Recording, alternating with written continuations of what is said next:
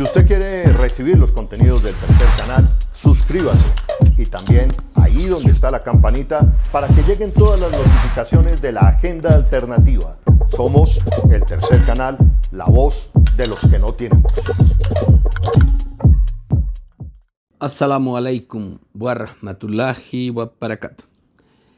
Para el Tercer Canal, el reciente atentado contra el novelista, escritor británico indio Salman Rushdie y las nuevas confrontaciones con el mundo musulmán. Este es uno de los temas más espinosos recientes del mundo contemporáneo entre el mundo musulmán y el mundo occidental, especialmente la corona británica y Estados Unidos. El caso de Salman Rushdie y su sentencia por parte del Ayatollah Khomeini en 1989, donde lo sentencia a muerte y ordena que cualquiera musulmán creyente pueda darle muerte por las blasfemias contra el Islam, el Corán y el profeta Mahoma, es una controversia ya de larga data. O sea, durante mucho tiempo, cerca de más de 30 años, no pasó ningún problema con este asunto. Pero hoy se reanuda la confrontación sobre este asunto, en unos hechos bastante confusos, porque realmente no existe una orden directa. Ya Irán había renunciado a este tema, aunque es polémica, ¿sí? Pero también por un evento que se nos ha olvidado a todos mencionar.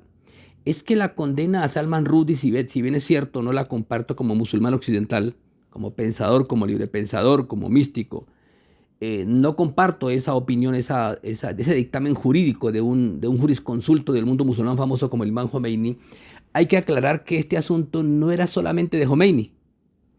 Todo el mundo musulmán rechazó en su momento el libro Los Versos Satánicos, ¿sí? Lo condenó la India, Pakistán, lo condenó Egipto, famoso por sus cercanías con el mundo occidental. Lo condenó, por supuesto, la República Islámica de Irán, Arabia Saudita, es decir, Marruecos, el norte de África, en su momento Muammar Gaddafi. Todo el mundo condenó esto. Es decir, se sabía que había una ofensa expresa al mundo musulmán, a Mahoma y al Corán. Ahora bien, el tema con el mundo musulmán se torna complejo, pues porque se han acumulado una serie de conflictos, como el caso de Charlie Hebdo en 2015, o el caso de estos cineastas de los Países Bajos, también donde hay películas permanentes contra la figura de Mahoma. Y bueno, y hay por supuesto el tema de las caricaturas, de las viñetas, que ya han exacerbado tanto la confrontación entre los sectores más extremistas del mundo occidental en su libertad infinita que tienen de la libertad de expresión, y con los grupos fundamentalistas ideológicos musulmanes que están en boga y que por supuesto forman parte de todo el complejo y la maraña que hay de la ciencia política y confrontación entre el mundo. Este nuevo escenario de confrontación entre el mundo islámico, el mundo musulmán y Occidente es de vieja data. Por eso es tan complejo el asunto, no solamente de una obra suelta, como el caso de Salman Rushdie, que fue muy publicitada por Occidente y además premiada, exprofeso. Les faltó fue darles el premio Nobel de literatura al escritor. La verdad es que las confrontaciones del mundo musulmán con Occidente por el tema de las cruzadas, de millones de muertos, buscando las riquezas del mundo oriental, el saqueo del mundo musulmán, el tema del colonialismo, los neocolonialismos, las guerras contra el Medio Oriente, las guerras contra el tema palestino, el Estado Islámico, todo este tema de cómo desestabilizar el mundo, la tarea a la que se ha dado muchas potencias del mundo occidental, hace que una obra de estas pues sea como la tapa de la olla, una olla a presión, el florero de Llorente, como decimos en un medio como el nuestro, como en Colombia. Eso hace que sea complejo, porque realmente lo que no logra entender muchos sectores del mundo occidental que aplaudieron la obra sin haberla leído, es que en el caso de la civilización islámica, la fuerza espiritual de esos pueblos es tremenda. Es decir, no es lo mismo insultar a un profeta o a una figura histórica espiritual como Mahoma o como el caso de Jesús o el caso de Buda o María en Occidente, que hacerlo en el mundo musulmán, donde la sociedad es profundamente religiosa, donde el hecho religioso es muy fuerte, donde la connotación de lo espiritual, la vivencia de lo espiritual es tremendamente fuerte. El valor ético, moral de la espiritualidad y de la religión es supremamente fuerte. O sea, la gente vive impregnada de lo espiritual permanentemente. Entonces, atacar sus símbolos no es fácil. Y eso, por supuesto, creo que es un debate que requiere un análisis profundo de Occidente.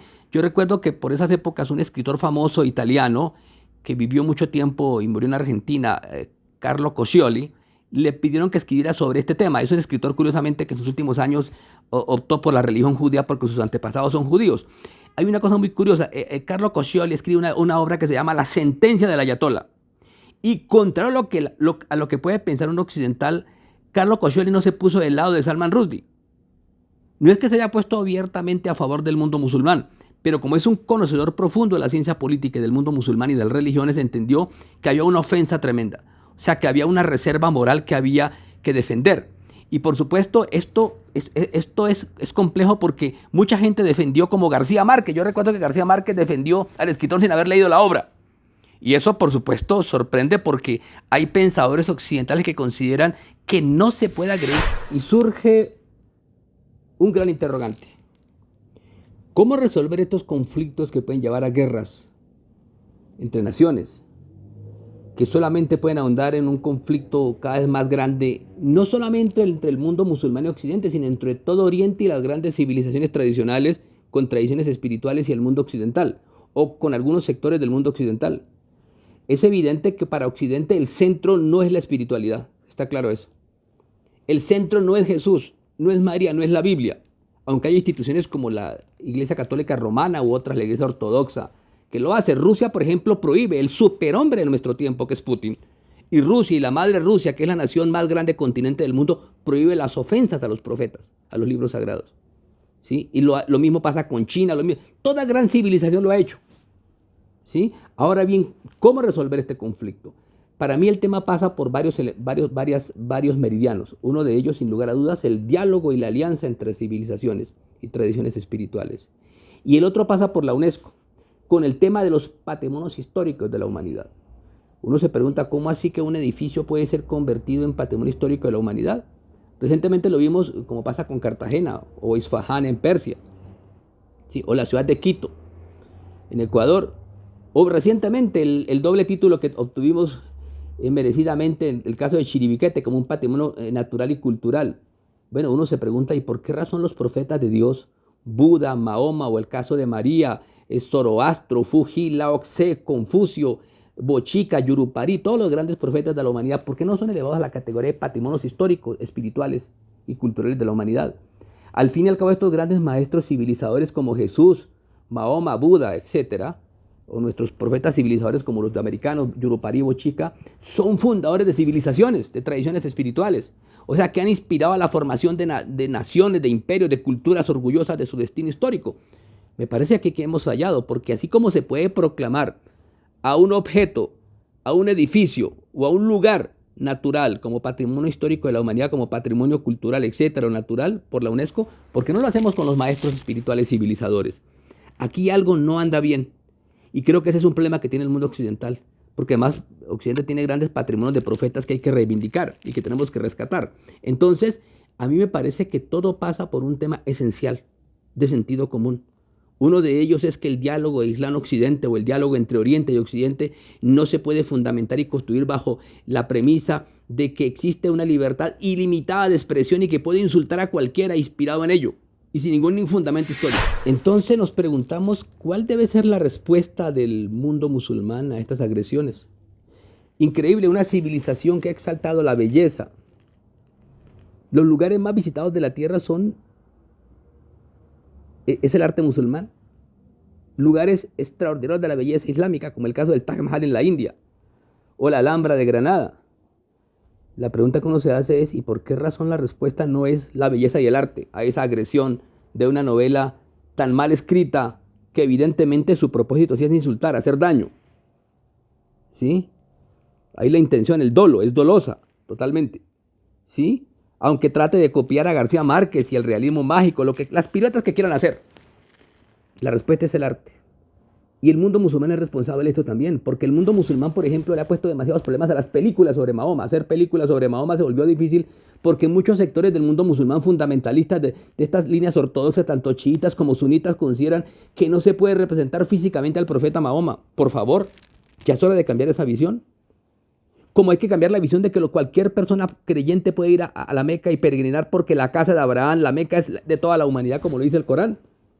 Pues bien, lo que tiene que hacer el mundo musulmán es al insulto, a la agresión, a esas viñetas groseras, vulgares, a esas novelas vulgares, ¿sí? Que solo producen, escozor, ¿sí? La verdad es el arte, la literatura, el cine, ¿sí? Y necesitamos grandes películas de Mahoma. Así lo representamos físicamente. No hay que tener temor por representar a Ali, a Fátima, a la familia del profeta. Me parece que ese es un tema que el mundo musulmán ya debe superar totalmente. Es decir, no está dicha la última palabra sobre estos temas.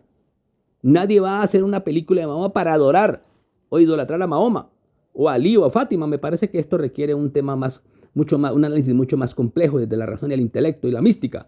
Y otro tema esencial que tenemos que todos analizar. ¿Y por qué en estos momentos otra vez el caso Rushdie se vuelve importante? Y extrañamente un joven ataca a un escritor en Estados Unidos. No tiene ninguna protección. Es como si alguien esperara que eso ocurriese. ¿Por qué eso ocurre ahora? Pues por muchas razones. Porque quieren dañar un acuerdo nuclear entre el mundo occidental, Estados Unidos, Europa y Irán. El tema nuclear del 2015, renovarlo. Porque quieren ocultar el desastre que hay sobre el tema palestino, la destrucción del pueblo palestino. Hay una nueva masacre sobre Palestina. Y también porque hay quienes no les interesa que este gobierno, en Colombia el caso de Petro y Francia Márquez, reactiven y pongan en marcha el tema del diálogo, la alianza entre civilizaciones, la alianza entre tradiciones espirituales, el diálogo cultural.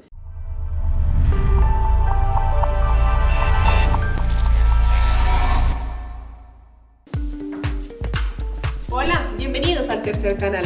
Síganme. En más de un año de creación hemos podido acercarnos cada vez más a la Colombia profunda. Gracias. Y poder acompañar el sentimiento popular de una generación que quiere que la dignidad se vuelva costumbre. Ustedes, los seguidores del tercer canal, son la razón por la cual nosotros podemos seguir realizando nuestro trabajo día a día. Gracias a sus aportes a nuestras líneas Nequi y Davi Plata, podremos seguir llegándole a millones de colombianos la información de nuestra agenda alternativa. Y recuerden suscribirse a nuestro canal de YouTube para recibir todas las notificaciones de nuestros contenidos. Somos el tercer canal, la voz de los que no tienen voz.